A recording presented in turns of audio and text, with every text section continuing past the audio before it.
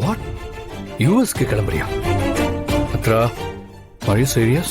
இங்க எல்லாமே எல்லார்கிட்டயும் சொல்லிட்டா அது நடக்குது. அவங்க உங்களுக்கு என்ன தோணுதோ அதானே பண்ணிக்கிட்டு இருக்காங்க. மித்ரா, நான் என்ன கேட்டுக்கிட்டு இருக்கேன், நீ என்ன சொல்லிட்டு இருக்க?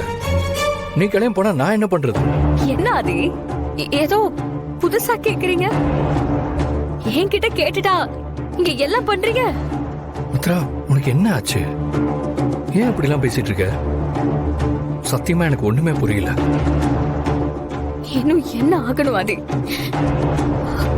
நம்ம 2 பேரும் கல்யாணம் பண்ணிக்கணும்னு டிசைட் பண்ணிட்டு யுஎஸ்ல இருந்து இந்தியாக்கு கிளம்பி வந்தோம். ஆனா இங்க எதுக்கு வந்தோங்கிறதே மறந்துட்டு பாரதி குழந்தைகளுக்கு அப்பா வேலை பார்த்துட்டு இருக்கீங்க. என்ன மித்ரா புதுசா பேசுற? உனக்கு தான் எல்லாமே தெரியுமே. சரி, இப்போ உனக்கு அதுல என்ன பிரச்சனை? எனக்கு எந்த பிரச்சனையும் இல்ல ஆதி. நம்மள பாக்குறவங்க இத வேற மாதிரி பாக்குறாங்க. பாக்குறாங்களா? யார சொல்ற? எனக்கு புரியல மித்ரா. நீ இந்த மாதிரிலாம் பேச மாட்டியே. எனக்கு ஆச்சரியமா இருக்கு. நீ இந்தியாவுக்கு வந்ததுக்கு அப்புறம் ரொம்ப மாறிட்ட. நம்மளை பத்தி ஏன் யோசிக்கவே மாட்டேங்கிற? ஆதி, மத்தவங்களுக்காகலாம் நம்மள பத்தி யோசிக்கல. நான் நம்மள பத்தி யோசிக்கிறதுனாலதான் மத்தவங்க பேசுற விஷயம் என் கண்ணுக்கு தெரியுது. சரி மித்ரா, இப்ப நீ என்னதான் சொல்ல வர? இப்ப எதுக்கு இவ புதுசா ஒரு டிராமா பண்ணிட்டு இருக்கான்னு தெரியலையே. இங்க பாருங்க ஆதி, இது உங்க லைஃப், உங்க இஷ்டம். நீங்க என்னென்னமோ பண்றீங்க. பாரதியோட பசங்களுக்கு அப்பாவா இருக்கேன்னு சொல்றீங்க.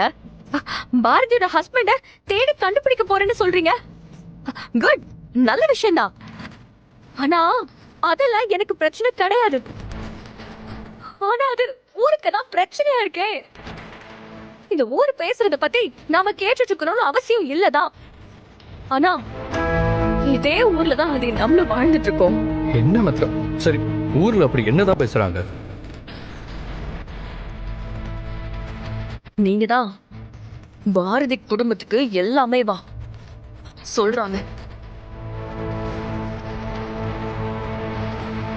உங்களுக்கும் பாரதிக்கும் தொடர்பு இருக்குன்னு சொல்றாங்க.